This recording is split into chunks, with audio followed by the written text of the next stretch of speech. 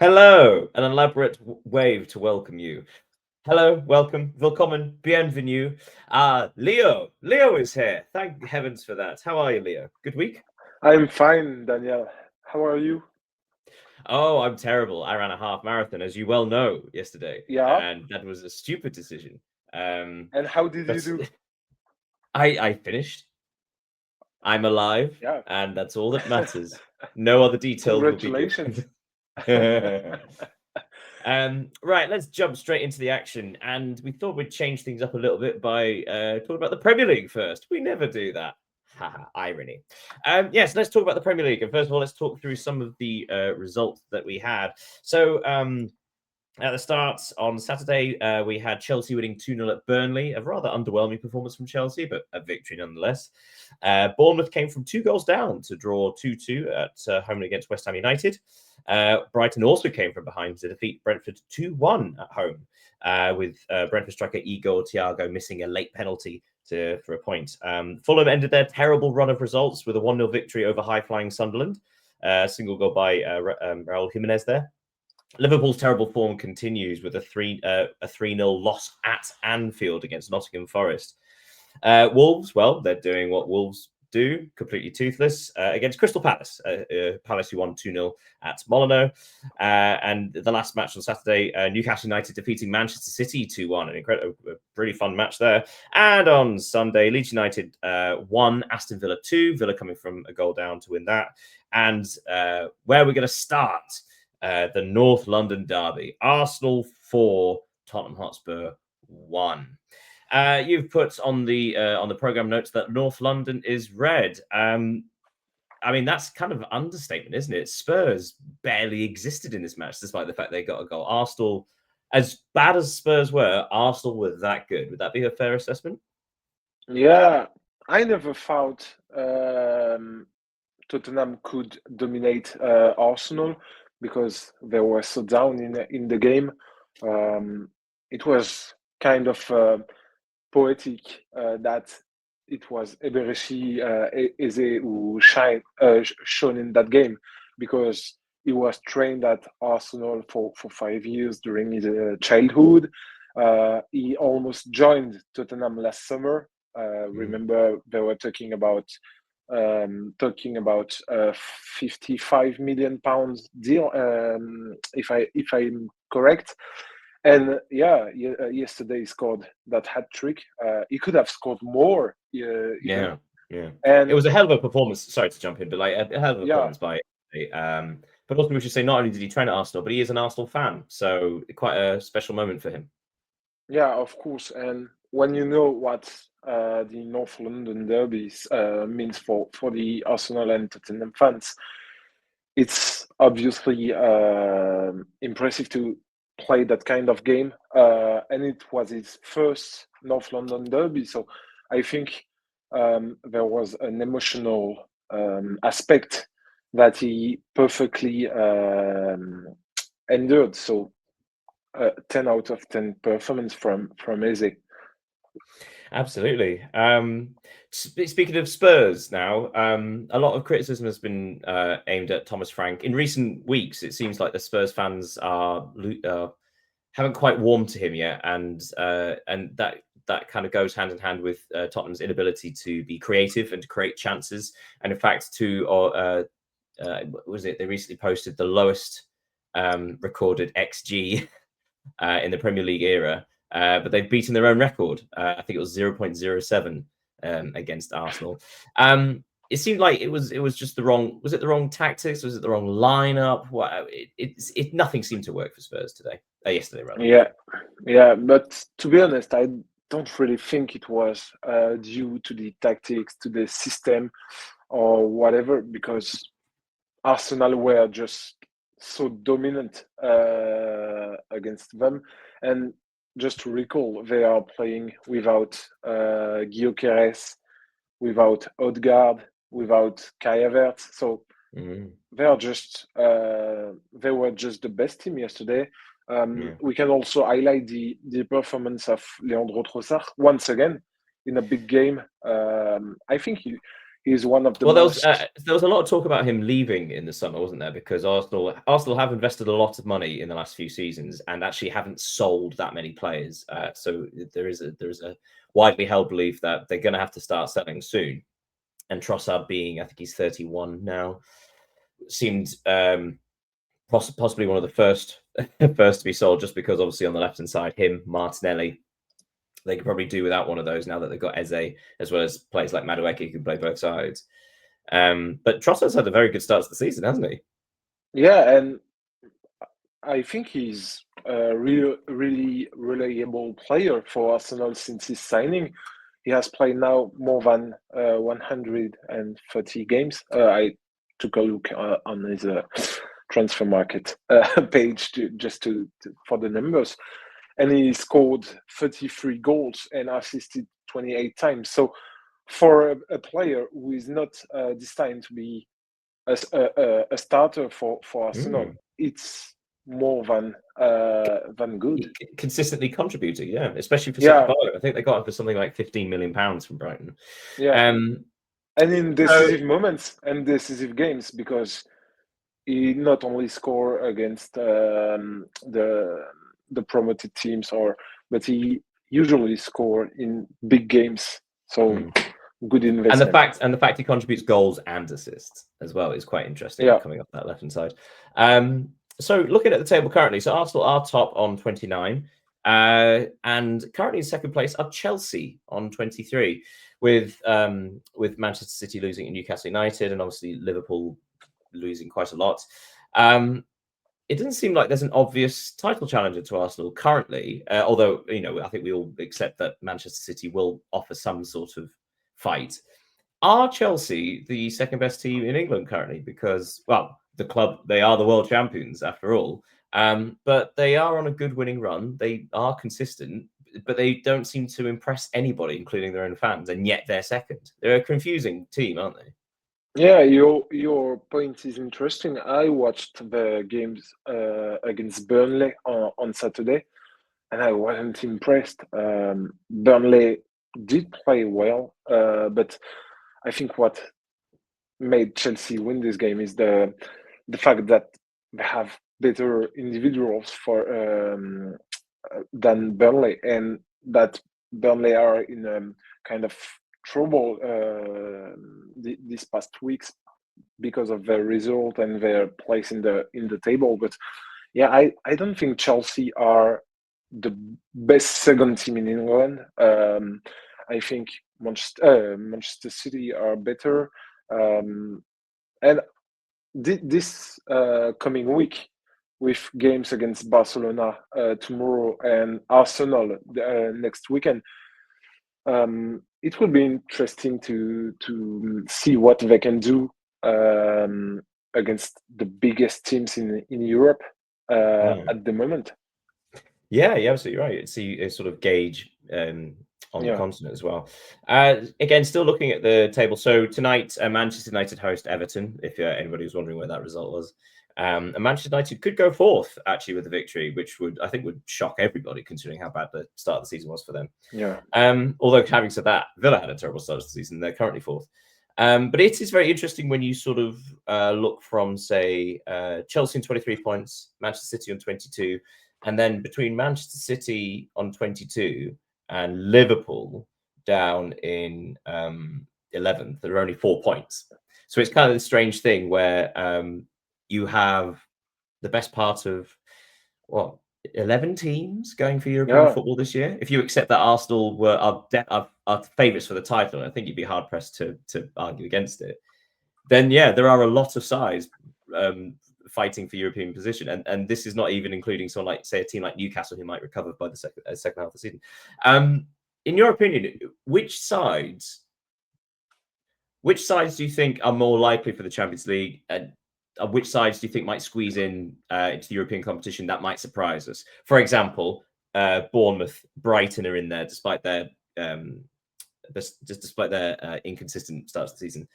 As our Crystal Palace, as our Sunderland, So, do you think any of those would be able to squeak into some European competition? Can you remind me how many teams will be competing in the Champions League next season for England? Well, well officially it's It depends 4, but on the FA it's Cup and probably yeah, 5. The idea is that mathematically it's probably going to be 5, but it didn't happen 2 years ago. The idea being that it's probably 5 in the Champions League, and then 1 in the Europa League, and then 2 in the Conference League. I think, yeah. or other way around. So probably So 7. Let's say 7 European places. yeah, obviously Arsenal. I think Arsenal, Chelsea, and Manchester City were actually first, second, and third will be in the Champions League next season. Mm. And the fourth place, the fourth allocated place, without talking about FA Cup, will be really disputed. We will maybe have a word on Liverpool, but I think they can achieve to go up in the table. Manchester United this past weeks have proved they have something to offer to the fans. They can win some big games, so I think we will have to rely on them too. And then, and actually, of course, this is the first time with Amarin, obviously no European football, so this is the time where he actually gets a full week to train with them. So no wonder they're looking better, having invested £200 million in 3 attackers and actually having training time. Yeah, of course. And for the rest, I think Crystal Palace, Tottenham, maybe Brighton and Sunderland, but I want to wait because we know that it's a very long season for Premier League clubs. Sunderland are promoted; they are doing great, but we can see that they are already seventh in the table when they were second 2-3 weeks ago. So things can go wrong or right quickly. So we will wait. But I think, yeah, as usual, Tottenham, maybe Crystal Palace. Let's see what they can do with the European football. Apparently, because it's so compressed, it could be anybody. Yeah. You did mention Liverpool. A quick word on Liverpool, because obviously that's 6 losses out of their last 7 in the Premier League. Now, I think it's widely accepted that they're no chance of them winning the title, defending their title. But despite the terrible form, they are only 5 points behind Chelsea in second place, which seems more doable. So it feels like one of those moments of they can definitely still qualify for the Champions League, but they really need to arrest this slide, don't they? This run of extremely concerning. Yeah, but we've talked about it by message, and Liverpool, their case is so special because there is obviously a context, and I think some people sometimes omit that. When you hear, I don't know if you have heard for the viewers, because I know you did, Daniel, but heard about what oh, sorry, I forgot his name. Andrew Robertson said after the Scotland qualification to World Cup. When you pay attention to what McAllister said a few weeks ago about kind of a depression in the squad and everything, it's difficult to really judge them. And even for the new signings, they arrive in a context which is very difficult, because if your partners aren't good in their mind, you can't be good with them. So it's difficult, and I don't know. I don't think the real problem is about the players, because of course they got some incredible players, and even if we can talk about some individual misperformances, I can think about, for example, Ibrahima Konate, who is having some troubles this season, but it's so difficult to judge them only on a sportive aspect. Yeah, very true. Very true. Last word then on the Premier League. Quick word about the bottom of the table. So Wolves are still bottom, still winless, still only on 2 points.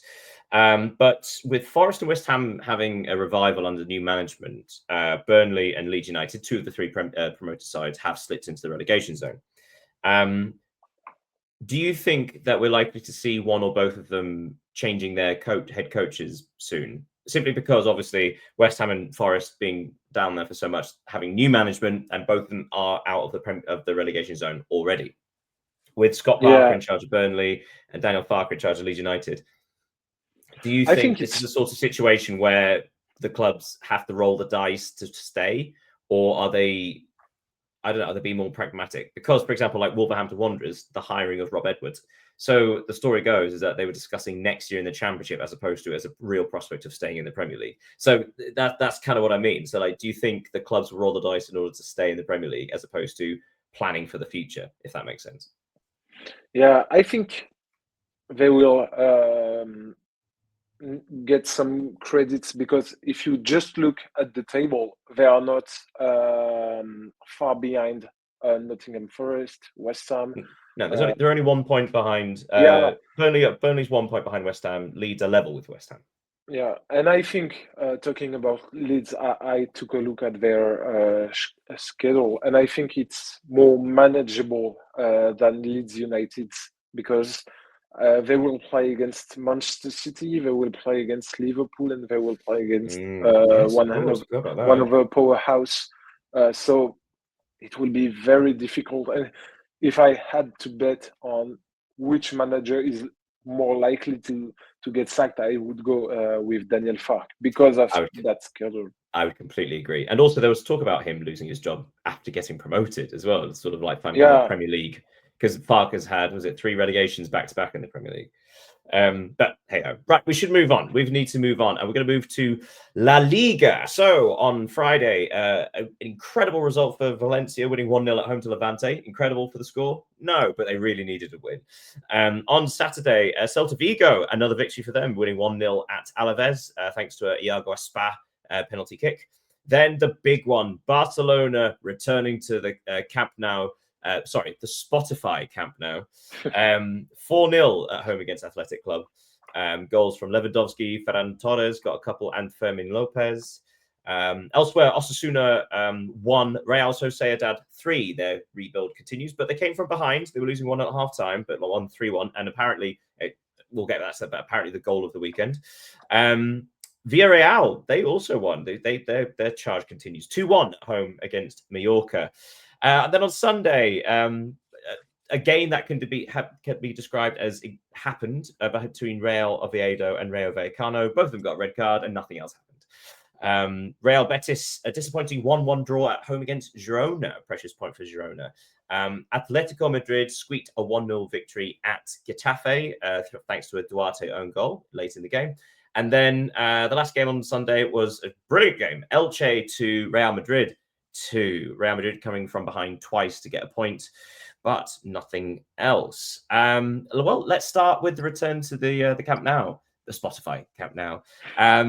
It feels like this club has been desperate to return there for some time, especially with all the financial difficulties and things like that. It feels like not only their spiritual home, but it does feel like this is like a reset almost, even if it's not financially. Yeah, of course. After they were out of the company for 2 years, maybe a little bit more. So, and we don't talk about a stadium. We talk about the company, which is one of the most exceptional stadium in the world. So, of course, it has some importance. You've mentioned the finances, and I think it will be important because just to recall that when it will be 100% of its capacity, the stadium will host 105,000 seats. So it's extraordinary, the biggest stadium in Europe.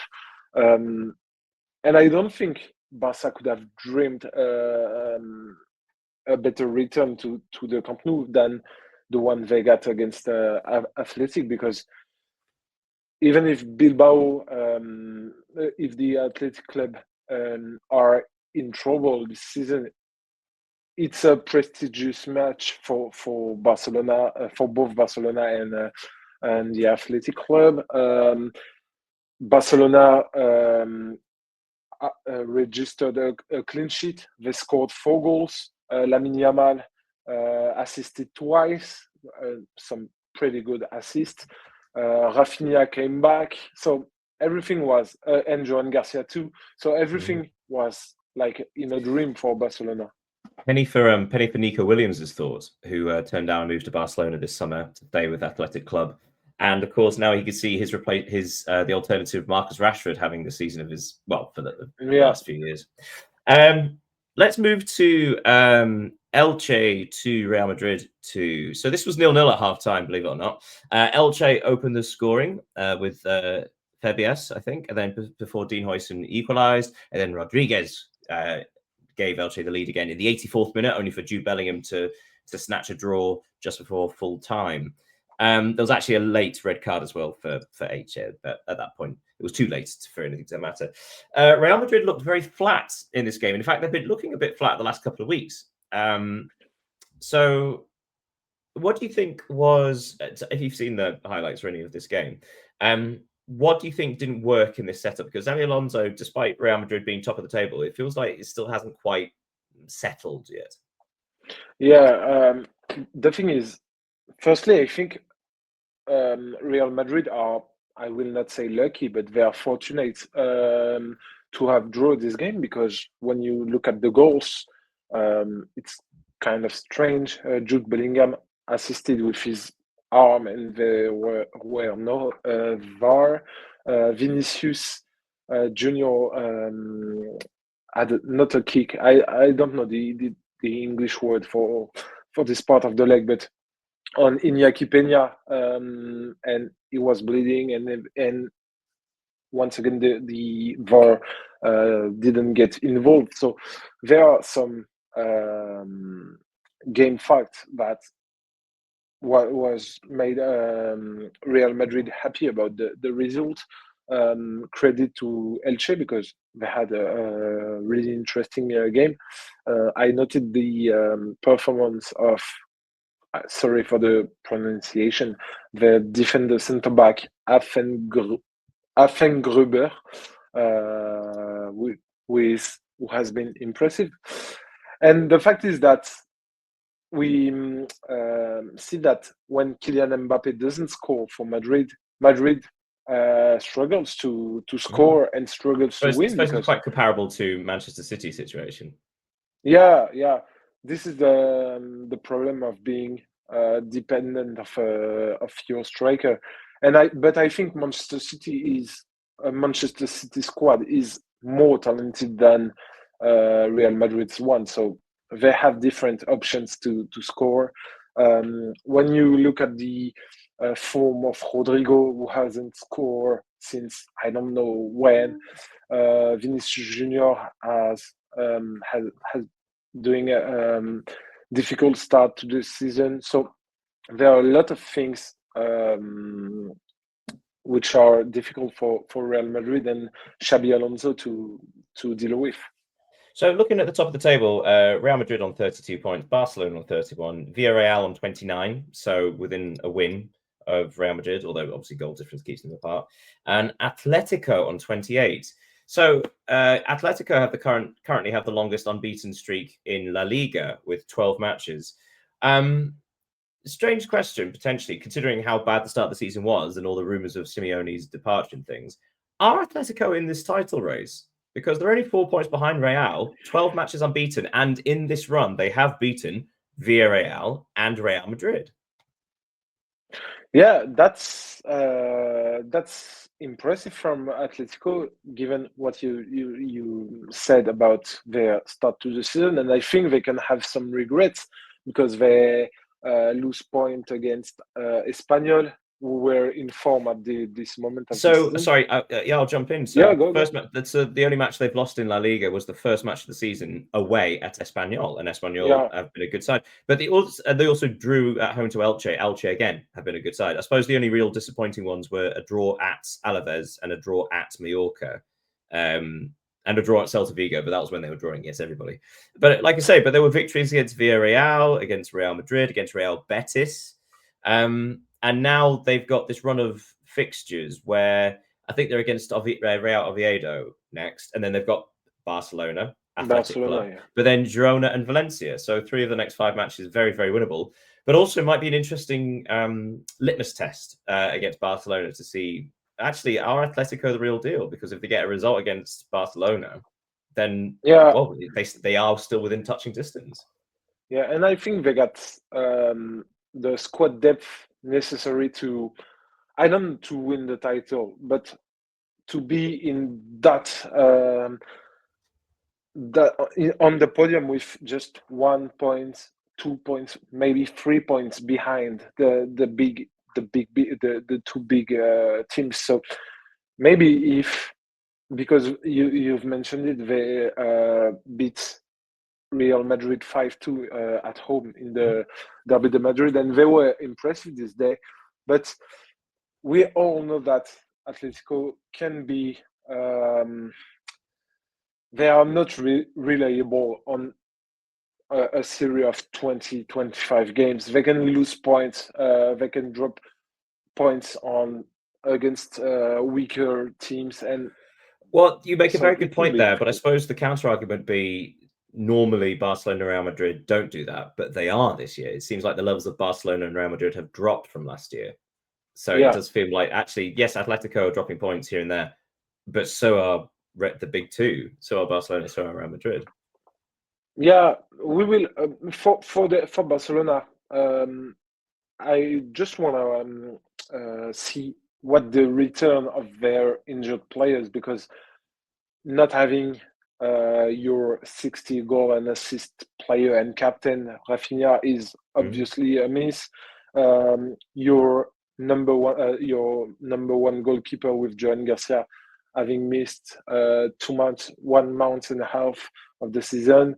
Pedri also, you don't have Gavi. So when all these players will come back to Barcelona, I just want, I'm just eager to see what it will be for them. Okay, well let's park La Liga there and travel over to Italia, Serie A. So on Saturday, you had the most un-Italian match in the history of the world. Cagliari 3, Genoa 3. Fantastic match. A real desperation relegation scrap. Udinese, impressive Udinese usually, but they lost at home to the even more impressive Bologna 3-0. It was 0-0 at halftime. Bologna found 3 second half goals. Precious point for Fiorentina in the new manager derby as they drew 1-1 with Juventus. Terrible match. There were only 6 shots on target combined. Defending champions Napoli defeated Atalanta 3-1. 3 first half goals via David Neres and Noah Lang. Then on Sunday, Hellas Verona lost at home to Parma 2-1. Cremonese lost at home to Roma, who won 3-1. And Evan Ferguson got his first goal of the campaign for them. Lazio beat Lecce 2-0 at home. And then the Milan derby, Inter 0, AC Milan 1. So a couple of things with this. First of all, you're watching the Milan derby. Can you give your sort of how did AC Milan win this? Because it has to be said, Inter looked the far better team, and statistically were the better team. And yet AC Milan got the victory. Inter couldn't find the goal. Yeah, I think Inter missed a great opportunity to take the league in the lead in the standings. In the first half, I remember that Mike Maignan went phenomenal. He denied Marcus Thuram from scoring at the very beginning of the game. Then Lautaro Martinez.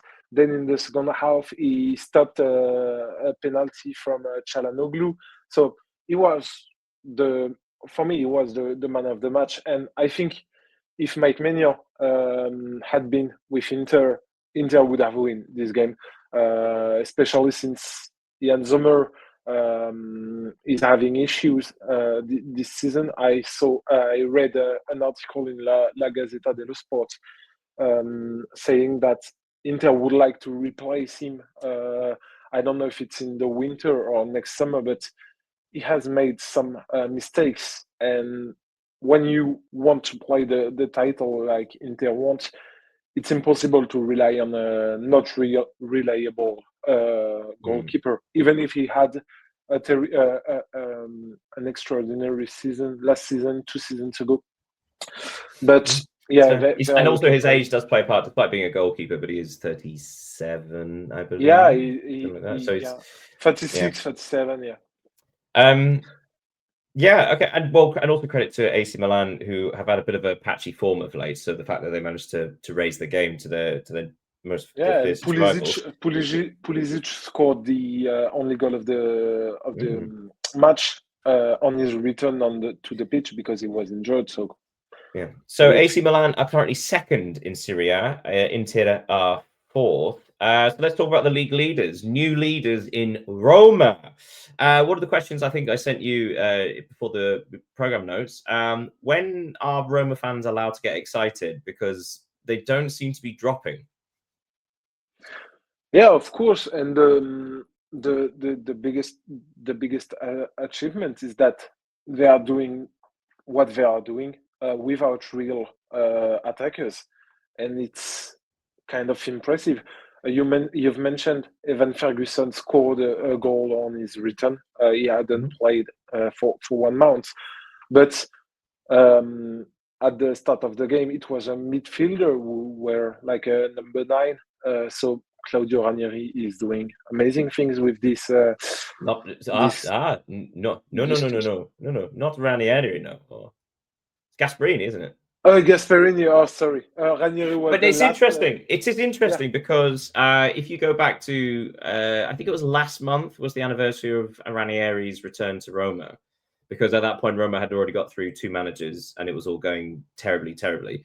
yeah, So it has to be said, in the last 12 months, I think Roma have been have been the best side in Italy over a 12-month period. So and that is also Ranieri had a terrific end to the season last year, and that's carried on with Gasperini, with Ranieri now in a more director role. But suddenly, out of basically nowhere, Roma seem to have got a lot of choices right with their leadership. yeah. And it pays off, as we can see in the standings. Against Cremonese, they scored 3 goals for the first time this season. So without strikers, it's something good for them. Mm. They are not the best. The best. They don't have the goal difference for them, but it's interesting to see they are capable of scoring goals. And Mm. moreover, they have an extraordinary defense. They have only allowed 6 goals against them. And I think in Italy, the land of Catenaccio, even if it's not the same than in the 80s and 90s, and even Yeah, in the 2000s, yeah. yeah, it's obviously interesting. So we've got Roma on 27, AC Milan on 25, Napoli on 25, Inter on 24, and Bologna on 24. So Bologna seem to have crept up on everybody because after a very, very successful season a couple of years ago, they then dropped off a bit last year. But they haven't gone away. They're still there. And actually, they seem to have really revitalized themselves. So you've got 5 teams all within 5 points of each other. Is Serie A still living up to its billing as the most unpredictable league in Europe? Yeah, it's as you said, they have a lot of teams that can compete for the title, including Bologna. What Vincenzo Italiano has been doing is terrific. He's maybe one of the most underrated coach in Europe right now because before doing great things at Bologna, he did with Fiorentina. And we can see that his work is paying off, even if Bologna lost important players, as we said a few weeks ago, Dan Endoy, notably. So, yeah, credit to Vincenzo Italiano and the players, because if you lose your biggest players and achieve to perform with the one you've got, it's obviously that you are a good coach. Hmm. So down at the bottom of Serie A, Hellas Verona on 6 points, Fiorentina still on 6 points, Genoa on 8, and Pisa on 9. Fiorentina, we won't go over it again, but Fiorentina Yeah, are very close to having a gap between them and safety. But they we will haven't won park. a single game this Hmm. in There are Syria. a couple of Serie A teams actually that still haven't won. Right, we'll Yeah, park Serie A there and go over to the Bundesliga. So some interesting things happening in the Bundesliga this weekend, I promise you that. So on Friday, Mainz and Hoffenheim drew 1-1. On Saturday, it was the Burger Derby. Augsburg beating Hamburger 1-0. I don't know what else they call it at Hamburg. The Burger Derby. The little burgers.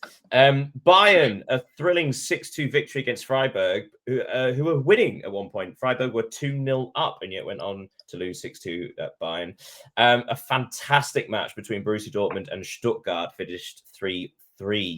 Borussia Mönchengladbach's revival continues and another clean sheet, a 3-0 win at Heidenheim.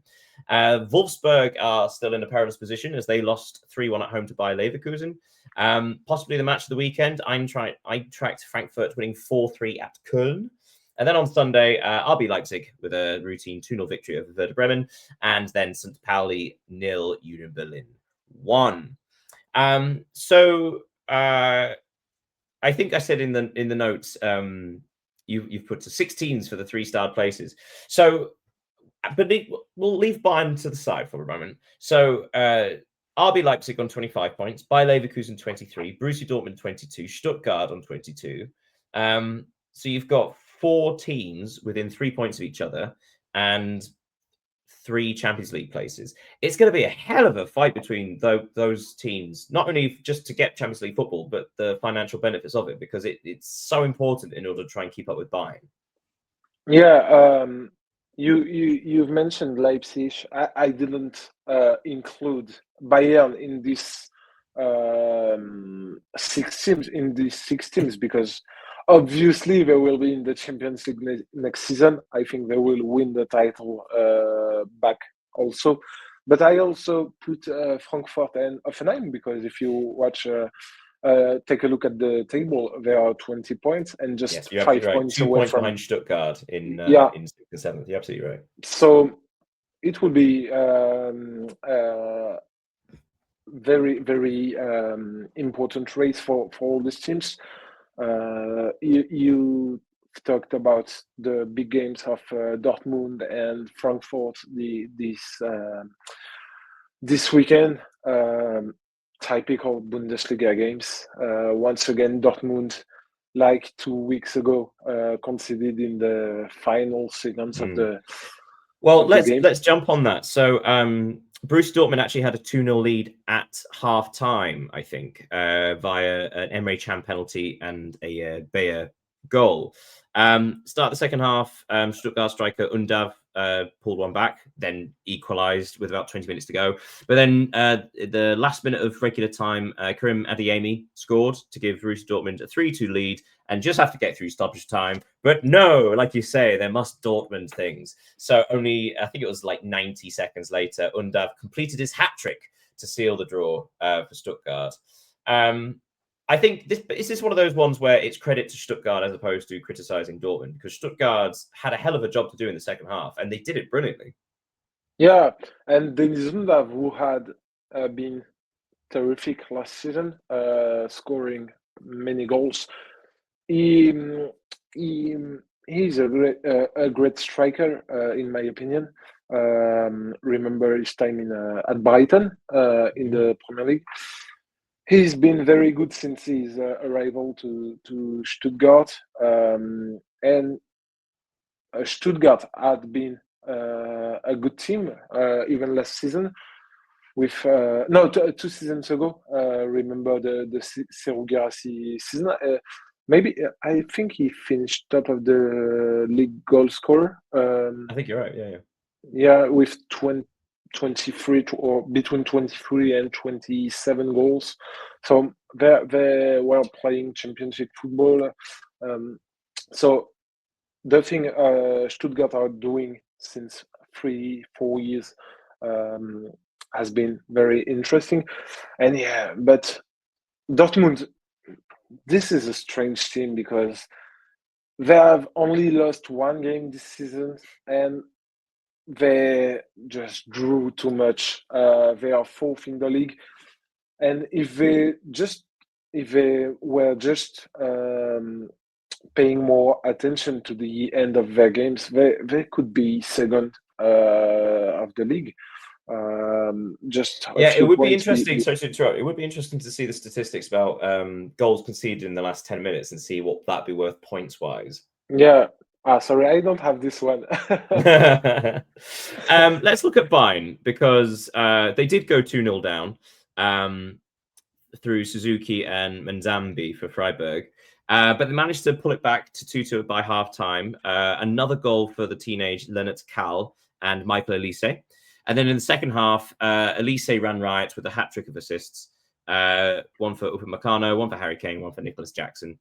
And do you know what? I've lost whoever the other scorer was. I think it might have been, was it Elise again? Anyway, the 6-2 to Bayern. Upamecano scored one. Lennart Kahl, Kane Elise scored. I've got Upamecano, Kane, Jackson. Someone must have scored twice. I just didn't realise. But yeah, so a couple of questions for Bayern. First of all, this is what I said to you when we were chatting.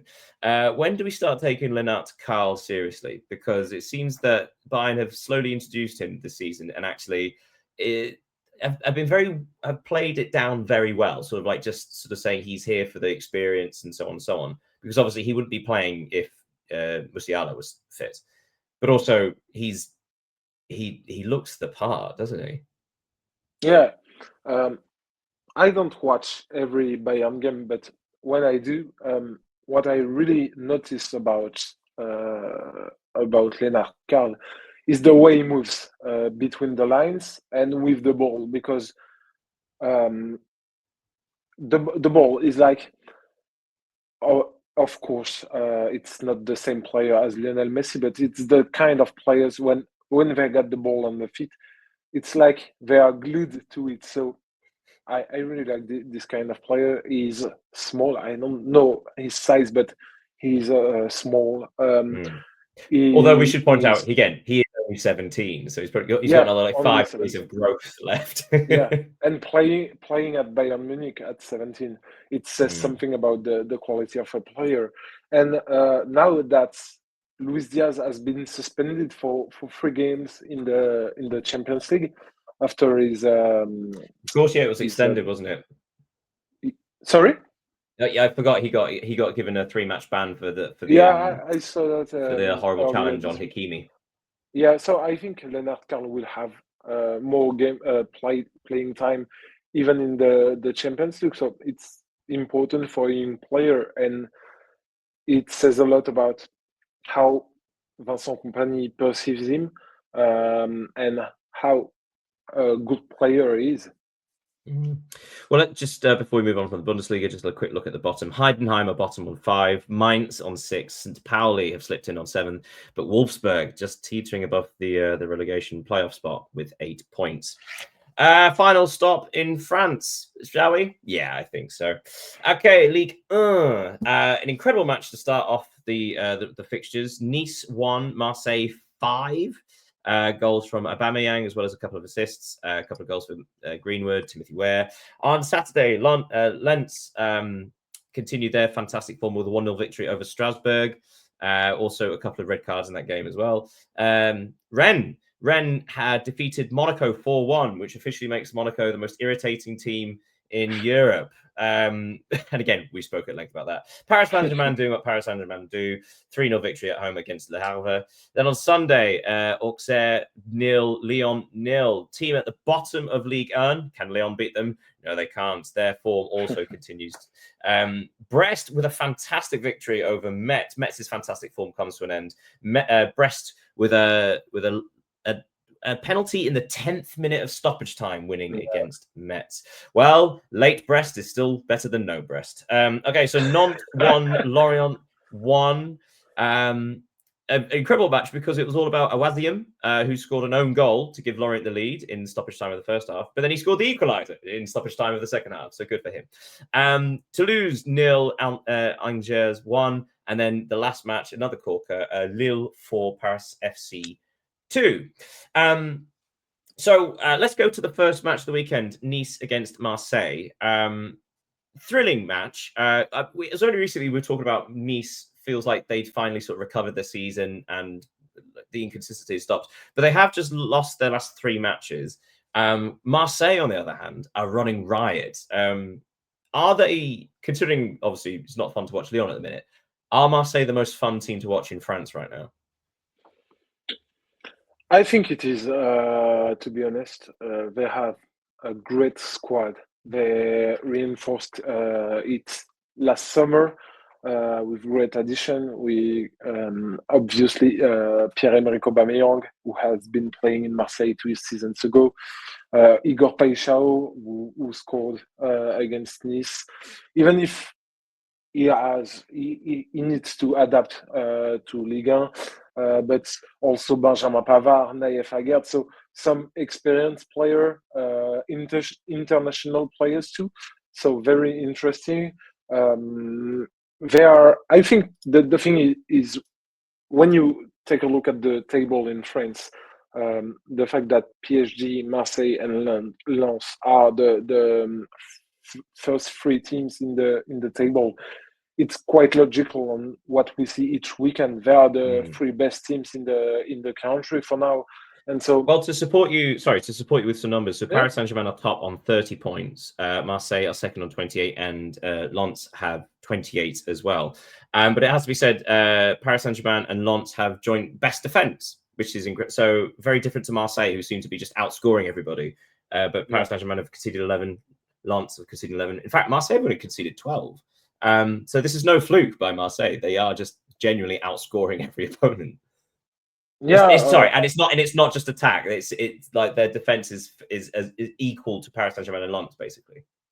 Yeah, for example, Benjamin Pavard before the international break had some troubles with his defense, and he scored own goals. He conceded a red card, but now he seems to be adapted and very well adapted. Also, Arthur Vermeeren, who were just playing in the Champions League, is now a starter in Ligue 1. Maybe we will wait to see when Pierre-Emile Højbjerg will play, because he was playing in the with Denmark and the Scotland game, which was full of emotions for Denmark players, of course.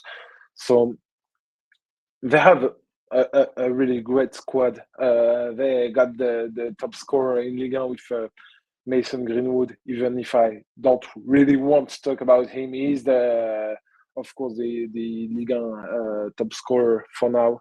So they have everything it takes to compete with PSG, with this PSG, because of course Paris lack of players, especially attacking players. So we will see when they will all come back. But Marseille are doing great. So it does look like a proper three-way battle for the French title, which is fantastic. Let's just look slightly below them. So there is a gap of 5 points between Lens and Lille in fourth. So Lille on 23, Strasbourg on 22, Rennes are on 21. They've had a great turn of form. They've just won their last 3 matches and rocketed up the table. But I want to focus on the teams in 7th and 8th, which are Lyon and Monaco, because it was only about 3 or 4 weeks ago that we had like a 5-6 team title race, and they were all on level points. And yet, in the last few weeks, Lyon and Monaco's form has completely disintegrated. So Monaco, like I said, losing the last 3, and in quite embarrassing fashion in a couple of them. There seems to be quite poor disciplinary record as well, because who was it? Zakaria got sent off against Rennes, didn't he? So it was 2-0 to Rennes. Zakaria got sent off, and then it was 4-0 before Monaco got a consolation goal late in the game. Monaco seem a little bit, like I say, it seems like they lack discipline. Would that be fair to say? We'll come on to Lyon shortly, but for Monaco, would it be fair to say it's as simple as sort of the steel, the determination, the mentality of the team? Yeah, the first thing about Monaco I want to highlight, because it is maybe one of the moments of the season in France, is that Paul Pogba finally played again for 2 years after his doping suspension. So he has been back on the pitch against Rennes when Monaco were trailing 4-0. And his first steps in Ligue 1, because he never played in Ligue 1 before. I completely forgot about that, of course. Yeah, because he was trained at Le Havre, and then he went to Manchester United when he was 16, and then Juventus, Manchester United, Juventus. So he was making his debut in Ligue 1 at he's 32 now. So it is the big point. But yeah, to talk about Monaco, their defensive lineup is terrible. They got a lot of missing players on injuries. But they are now the third worst defense in Liga, which is terrible because the only teams to have conceded more are Metz. We've talked about them during the past weeks. Conceded goals and goals and goals and never win. And Lorient is the second. So two promoted teams. And for Monaco, who is one of the wealthiest in the league, it's impossible to have these players, this lineup, because Eric Dyer is injured. Mohamed Salissou, the former Southampton player, is also the only true centre back.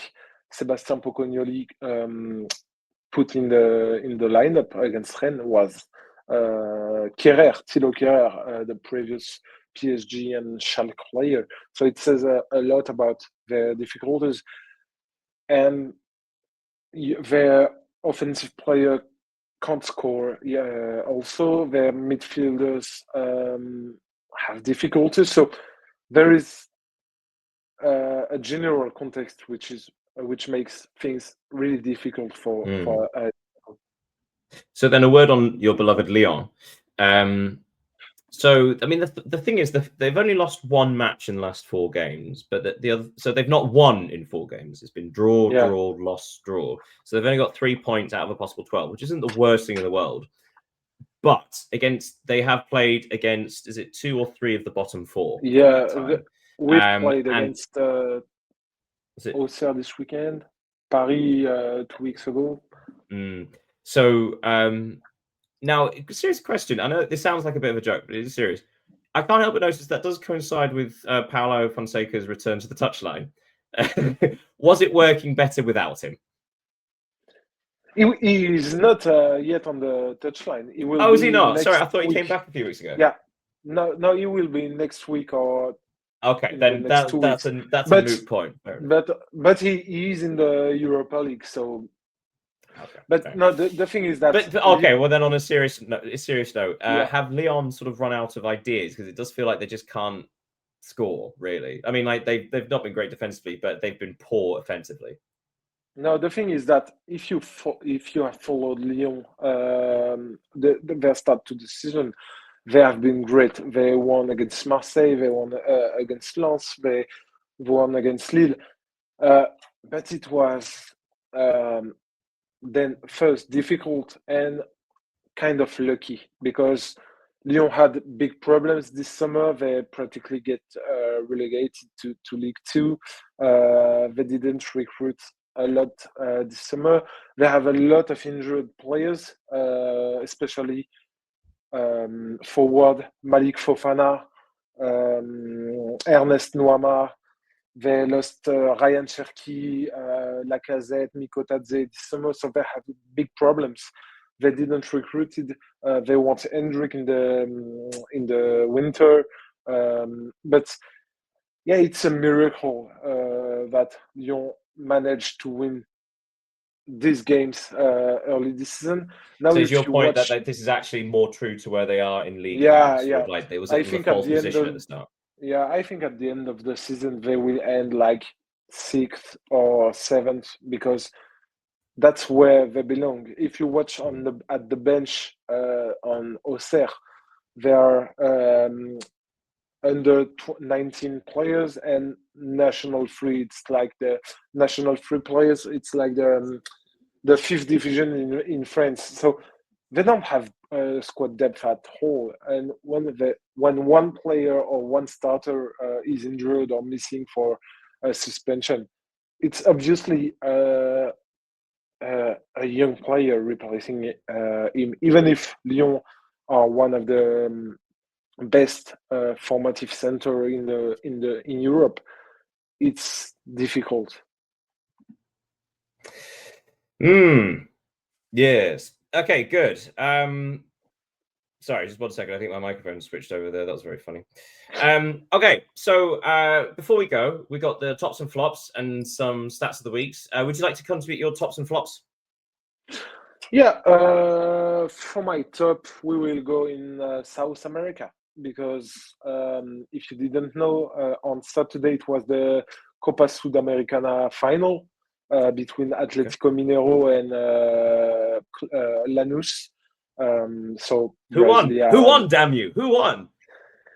it was Lanús, the Argentinian club. So just to say something about the Copa Sudamericana, it's the equivalent in Europe for the Europa League.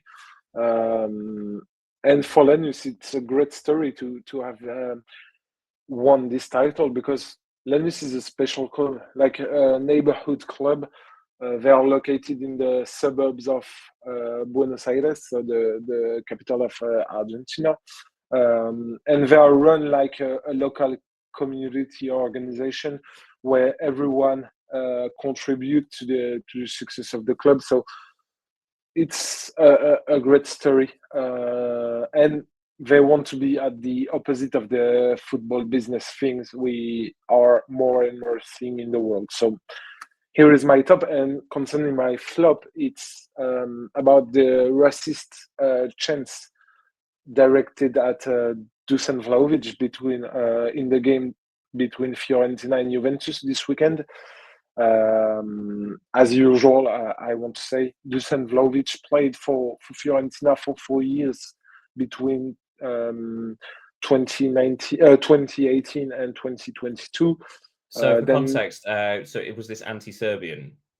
Yeah, and each time he goes back to Fiorentina, he's the victim of racist chants. So it is obviously my flop of the week and of the weekend. Do you have some? Well, I was going to say, actually, that's quite a serious point. So maybe we should leave that as the only flop, just as a sort of general. No, thank you very much. I'm going to combine my top though. So I'm going to say a word on Frank Lampard, former England sensation, England and Chelsea sensation, winners of the Champions League and so on and so on, who is now in charge of Coventry City, and they are by far the best team in the Championship. It is astonishing the return to form under Frank Lampard. They have been brilliant, like utterly brilliant. But I'm actually going to combine a top with a stat. So, so my stat of the week, and then I've got a quiz question for you afterwards before we finish. My stat of the week and top, I'm going to say Callum Wilson. Because when Callum Wilson went to West Ham United, a lot of West Ham United fans weren't that happy because, one, he barely played a match last season because he's always injured. And secondly, he basically insulted West Ham United in a podcast with Mikel Antonio. But anyway, so this was a brilliant stat that I heard early today, which was Callum Wilson became the only known person since data was collected, only known player to have scored 2 goals and completed not a single successful pass. What's that statistic? So zero, just no pass completion at all, but 2 goals. Yeah, that's so strange. It's like on FIFA, you just press the button, the round button, and just shoot and score. But it's Thanks for that one because. No, have you got a good stat, or shall I go on to my quiz question? I have a stat, but it's also a quiz. So. Oh, okay, you go then. I just did. Okay, so in Europe, top 5, so France, Germany, England, Italy, and Spain. Bayern are the best, have the most goals scored. Then Barcelona, Real Madrid, and PSG are 4th and 5th. But do you know who is 3rd? Sorry, would you mind repeating that? Comically, my AirPod jumped onto my watch. Okay. Currently doing a work. But Bayern and Barca are 1st and 2nd best. Have scored the most goal in Europe's top 5. Mm-hmm. PSG and Real Madrid are respectively 5th and 4th. But do you know who is the 3rd best attacking team in Europe at the moment. When you say attacking team at the moment, what do you mean? What's the period of time? The team who has scored the most goals This season or 2025? Yeah, this season. Okay, this season. Well, comically, this was going to be a similar question to what I was going to ask you, which was going to be No way. the top 3 top goal scoring clubs across 2025, the entirety of 2025. Number 1 was Bayern. Number 2 was Barca. Number 3 was, say it with me, Marseille. So we have the same answer. It's and for the viewers, we can assure you we didn't talk about that stat of the week. No. So no. But also, that is quite a fun one, though. Sort of the idea that Marseille have actually scored more goals across the entire of 2025 than Paris Saint-Germain and Real Madrid. I didn't have that stat. I have another one last I saw during the Derby de la Madonnina yesterday. Christian Pulisic, over the last 3 seasons in Italy in Serie A, he's the player with the most goal involvement in Serie A with Lautaro Martinez. So I don't think a lot of people would have bet. That is a great stat. I don't think Pulisic really gets his. There's an expression that was recently coined in this country, which is get his flowers. You know, like allot some time to actually receive the praise and sort of thing, and give his dues. But yeah, I think Pulisic is sort of loved by AC Milan fans, but not sort of recognized around the rest of Europe. It seems like he's always been just outside of the elite player status, but. Yeah, he's been one of the best players in Italy ever since he moved there. Of course. And after his spell at Chelsea, I didn't think he could have reached that level of performance. So great. But he is a brilliant technical player. Is. Sorry, I got one final stat. Go on. Then. I saw yesterday, and it's in MLS, and of course, it's the GOAT of the GOATs. Naming Lionel Messi, of course. Inter Miami have scored 25 goals in their last 7 matches. 22 of them are from Lionel Messi. So goals or assists. That's ridiculous. But again, that's understandable. When you've got the best, like we were just saying with Manchester City and Real Madrid, if you've got the best striker in the world, just get the ball to them and let them score. If you have Leo Messi on your team, give the ball to Messi. And also, actually, before we go, because we mentioned Messi, and we're not allowed to mention Messi without mentioning Cristiano Ronaldo, credit to Cristiano Ronaldo, who just scored an overhead kick at the age of 40. Right. Okay. So thank you so much for joining us, everybody. Obviously, apologies for not being here last week, but it was the international break and we don't care. But we will see you next week and it'll be fun. Thank you so much for joining me, Leo.